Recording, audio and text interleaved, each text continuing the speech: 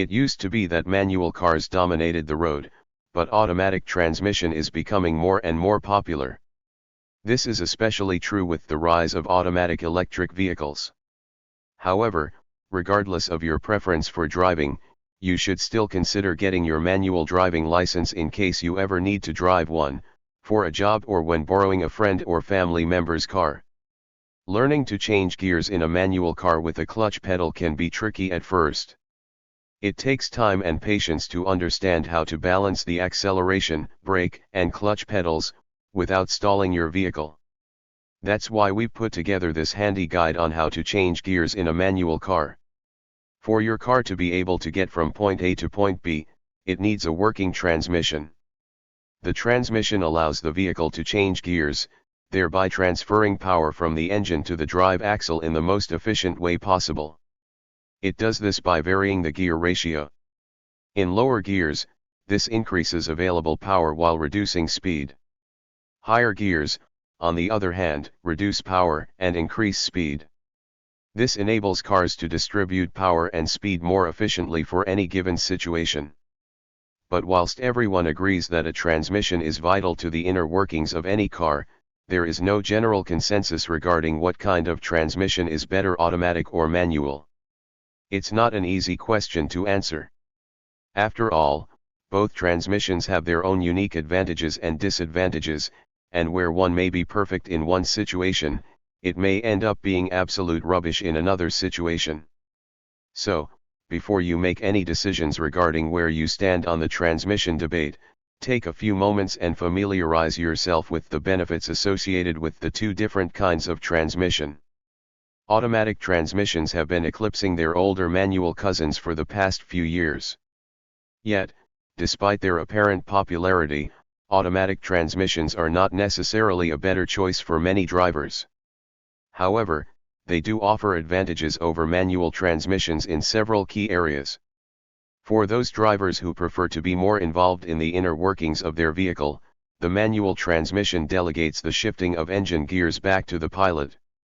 Manual transmissions predate the newer automatic models, yet they are still favored by many drivers due to the fact that they're less expensive to purchase. If you're car shopping on a budget, then there's really no contest between the manual and the automatic.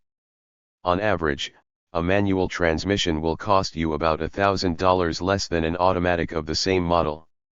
Cars come in many different varieties. From options in drivetrains like front-wheel drive and four-wheel drive, to choices in engine type like conventional gas and electric, the possibilities are endless when shopping for a new vehicle. Another key decision you have to make when buying a car is what type of transmission to get. Modern vehicles come in two different transmission types, automatic or manual. In a manual transmission, the driver is responsible for shifting the gears, while in a vehicle with an automatic transmission, the car does the shifting for you. So the question becomes, to shift or not to shift? One of the most complicated components in your vehicle, the transmission, is a metal case that houses a series of gears, which explains its nickname of gearbox. The transmission takes power from the engine and delivers it to the wheels to help power your vehicle. It is responsible for making sure the right amount of power goes to the wheels so it can operate at a given speed. Each gear operates within a specific ratio to ensure that the wheels and engine don't spin at the same speed. When you take off from a dead stop, your vehicle uses a lower gear ratio to get the car moving using more power and less speed. At higher speeds, your transmission uses a higher gear ratio to move the vehicle while keeping the RPMs at a low level. While the driver plays an active role in the operation of a vehicle with a manual transmission, in an automatic transmission the driver simply selects D on the shifter and the car does all hard work. Using fluid pressure, the vehicle automatically completes gear changes on its own. The heart of the automatic transmission is the planetary gear set. This part is responsible for creating the different gear ratios that the transmission uses. Providing the pressure necessary to activate the bands and clutches that determines what gear the vehicle should be in is automatic transmission fluid. This fluid not only cools and lubricates the moving parts of the transmission, but it helps drive the vehicle. A torque converter is attached to the drivetrain, which acts like a clutch on a manual transmission. Fluid is used to lock and unlock planetary gears to shift between gear rations. This shifting happens automatically, the driver doesn't have to do anything. Vehicles with a manual or standard transmission are typically called stick shifts. The driver uses a stick shift to manually change the gears as they accelerate and decelerate their vehicle. Located on the center console, the shift lever is connected to the transmission by a linkage. Besides a stick shift, a manual transmission requires the use of a clutch pedal, which is located to the left of the brake pedal. Engaging the clutch pedal disengages the clutch mechanism that is located between the engine and the transmission. Pressing down on the clutch pedal stops power going from the engine to the transmission so you can change gears. To change gears, the driver presses down on the clutch pedal, moves the shifter to the desired gear, and then releases the clutch pedal to re-engage the power from the engine to the transmission. Learning to drive a stick takes some practice. Engage the clutch pedal too fast and the engine will stall, engage the clutch pedal too slow and it can cause premature wear. Practice makes perfect. First, though, let's look at the difference between a manual transmission and an automatic transmission. What is a manual or automatic transmission? With a manual transmission, you're in charge of changing gears as your vehicle accelerates and decelerates. When you depress the clutch pedal, you disengage the transmission, or gearbox, from the car's engine. This temporarily severs the connection between your car's engine and its wheels, allowing you to select a new gear. Of course, you won't see all of this happening. Instead, you simply depress the clutch pedal, shift the gear stick up or down, as required, and slowly release the clutch as you apply the accelerator. While different cars require different degrees of pressure or speed when changing gears, it's a process that you'll get used to fairly quickly. Automatic transmission relies instead on onboard computers and hydraulic fluid, which change gears as needed without any driver intervention. With an automatic vehicle, you'll typically only have 3 options: drive, reverse, and neutral. This massively simplifies the process of driving and has some benefits, which we'll cover below. Automatic vs manual transmission, which is better? It's an argument that's as old as the automatic transmission itself, and you'll find that different drivers have different preferences. Here's a quick rundown of the pros and cons of choosing automatic transmission over manual transmission. Pros. Simpler to drive. With an automatic transmission, once you've selected your drive gear, there's no need to worry about changing gears at all until you park or need to reverse.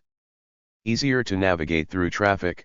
Getting stuck in traffic is dull, and constantly changing gears every time you start and stop can become tiresome. With an automatic transmission, you'll be able to focus on navigating through traffic and junctions safely. A smoother journey. With an automatic transmission, you won't get any sudden jerks from executing a gear change poorly, and you won't be likely to stall the car. Cons. More expensive. Automatic vehicles tend to be more expensive. What's more, while an automatic transmission will typically wear out less quickly, they're usually more expensive to maintain or replace. Less of a thrill to drive. Some people simply enjoy the experience of shifting gears themselves. This is something you might be more likely to notice if you buy a powerful sports car, for example. You should also bear in mind that if you pass your practical driving assessment in an automatic car, you'll only ever be able to drive automatic vehicles. So, if you're going to invest time and money into getting your Australian driver's license, you should give serious thought to driving a manual car in your test. To help, we've explained how to change gears in manual cars.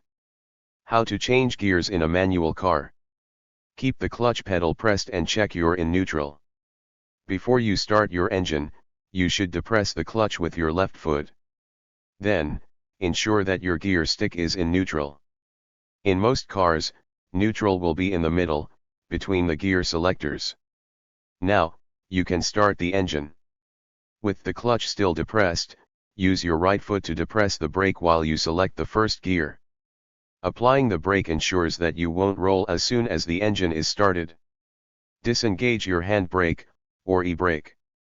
Again, your foot should remain on the brake pedal to avoid rolling. If it's a manual handbrake, press down on the release button and pull the handbrake up slightly to release it, before lowering the lever into the disengaged position. If you try to immediately force the lever down, it won't go anywhere. Begin to release the clutch pedal while starting to accelerate. You should move your right foot from the brake pedal to the accelerator pedal. The key here is not to release the clutch or accelerate too quickly. You'll know if you've released the clutch too quickly, as the vehicle will lurch forward or may stall. Similarly, too much acceleration too soon will result in high RPMs without any movement. Feel for the biting point. This is a common term for the moment that the car's plates make contact and begin to move power from the engine to the axle of the wheels. You'll feel some movement as the plates connect and begin to drive the car forward. Begin to gather speed once you've fully released the clutch and brake. Listen to the RPM, revolutions per minute, or revs, as you pick up speed.